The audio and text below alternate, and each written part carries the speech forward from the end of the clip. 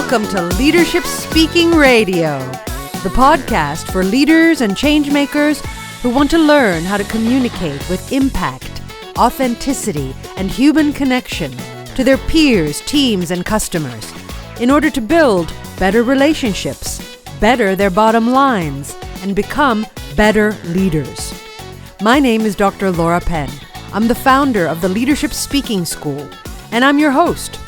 Visit my website, www.theleadershipspeakingschool.com, to find out more about how we can support you to show up as the best version of yourself every time you communicate. Now, let's get straight into our topic.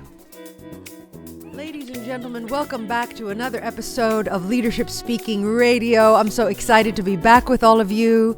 I hope that you are all thriving, not just surviving, when it comes to you speaking in front of your peers, teams, customers, and stakeholders. I hope that you are all busy getting tucked into all the tools and techniques and ideas that I'm sharing with you in this podcast. Man, I just love downloading this content to you, and I want to hear back from you. I want to hear how these things are going. Let me know. Reach out. Link up with me on LinkedIn at Laura Penn PhD, and we can communicate there, or go straight into my inbox, laura.penn@theleadershipspeakingschool.com. Tell me how you're getting on with what I'm teaching you. What's working? What's not working? What questions do you have? What comes up for you related to these themes that I'm sharing? What else do you want to hear about? You get the picture. I want to connect with you. Anyway, this is a totally different episode from my usual episodes because I'm going to be reading an article that I wrote a little while back, but that I want to put in front of you because I don't feel like enough people read it. I noticed that articles that I write on LinkedIn don't really get seen by that many people. I also know that everybody's really busy and don't have a lot of time. So here is this article in audio and in video form so that you can pick up the pieces of what's in it. I'm going to be reading it from my phone, and I'm just recording myself reading it that way. So here we go. I love old things. And wherever I go in the world, for work and for pleasure, I seek out old relics, treasures left behind by those who came before. A rusty nail sticking out of the side of a building. An old chair tucked away in the corner of a hotel lobby. A dusty copper kettle placed on a fireplace mantel as a decoration. The evidence of generations past is everywhere if you know where to look. Recently, my radar for old things has been blinking red everywhere I go. I've spent the past week in the heart of a 17th century fishing village located on an island on the west coast of Norway. An old trading post, Bekkjarvik, is best known for its barrel factory and its fishing industry, the latter of which still continues today. I was on the island to deliver a keynote address and a full-day masterclass on the topic of strategic storytelling to a cohort of leaders from a Norwegian company on a leadership retreat. To my pleasant surprise, a theme that kept repeating itself every day and that was present in everything I encountered, including the trip to get there, the historic building that hosted the retreat, and the fascinating relics that I discovered scattered around the town, was: humans are at their best when they are of use. It's a simple idea, really. We humans are built to use our bodies. Our 5 senses allow us to experience the world around us. Our legs and feet take us to places that we need to go to, and our arms and hands move, carry, and make things. Taken together, our bodies support us to do the work for us that is required to survive and thrive. As we go farther into the digital age, I worry that we aren't using our bodies enough. That the more our lives are made easier by modern comforts like robotic vacuum cleaners and lawnmowers and digital inventions that think for us like AI. The more we ignore, recklessly neglect, and take our bodies for granted.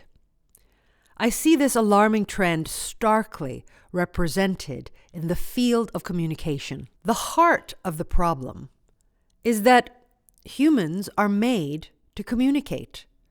We, as I like to say, are hypersocial communication machines designed for powerful connection with each other.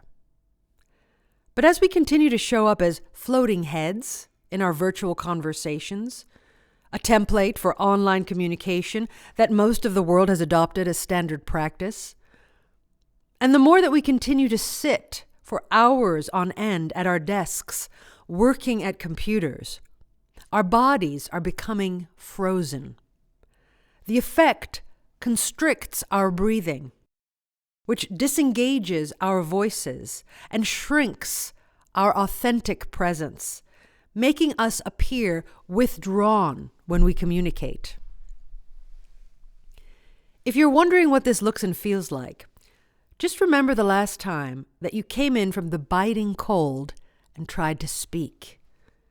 You'll recall how your body felt like a plank of wood, and your lips and face were tightened like hard leather, making speaking a challenge and the sound of your voice barely audible.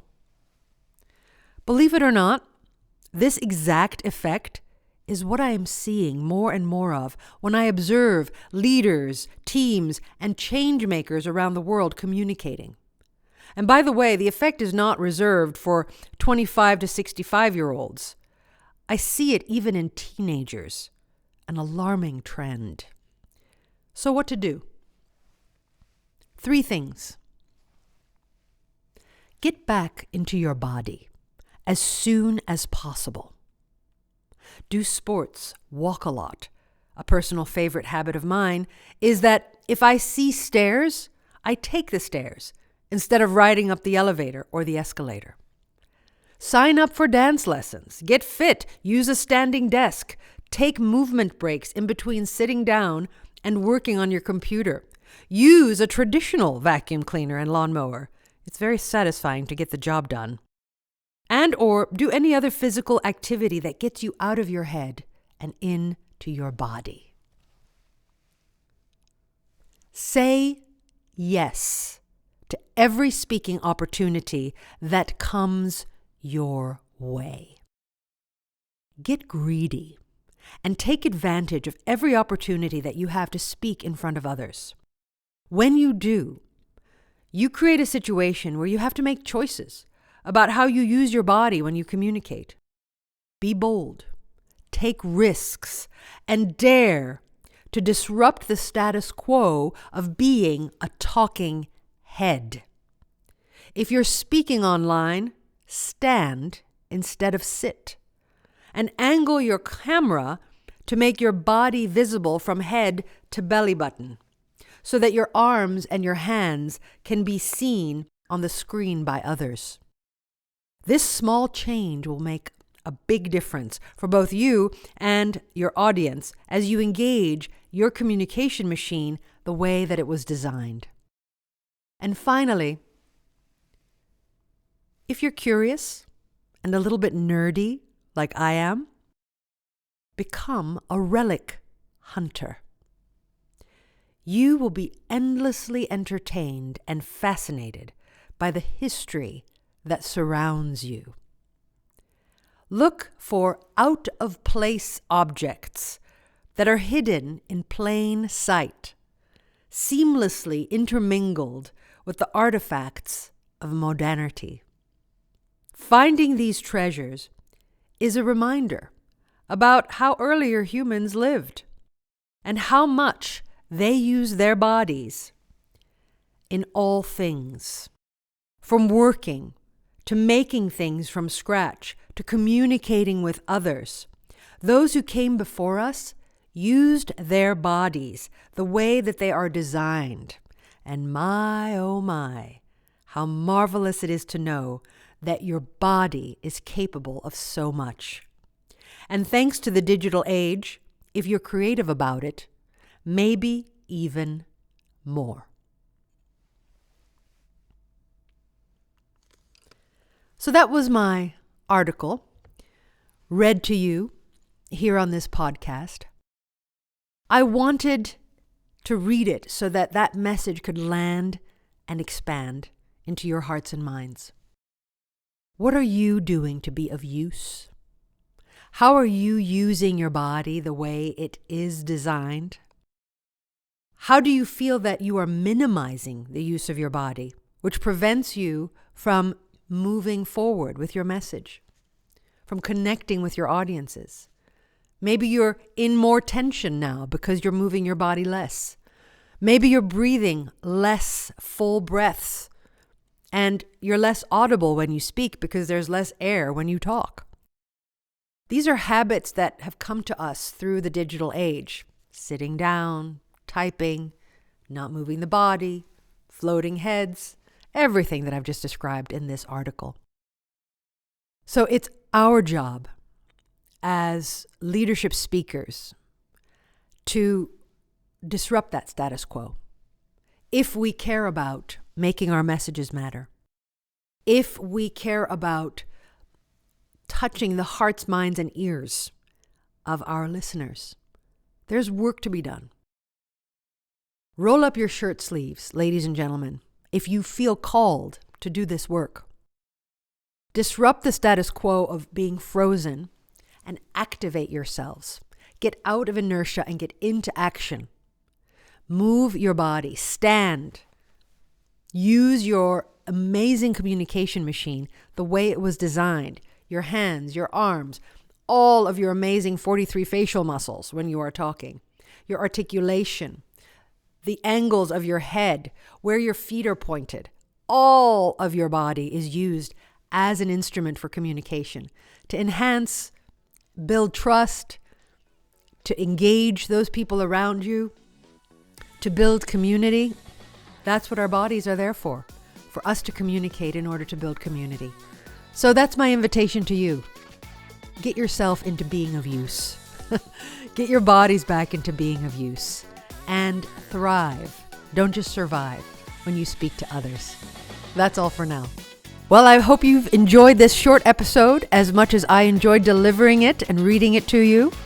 Subscribe now to the Leadership Speaking Radio podcast to be sure not to miss an episode. And don't forget to visit the website, www.theleadershipspeakingschool.com, to find out more about how we can support you to show up as the best version of yourself every time that you communicate with your peers, teams, customers, and stakeholders. So that's all from me for this episode. Get into the work, use your body, thrive, don't just survive, and I'll see you next time. Thanks for listening.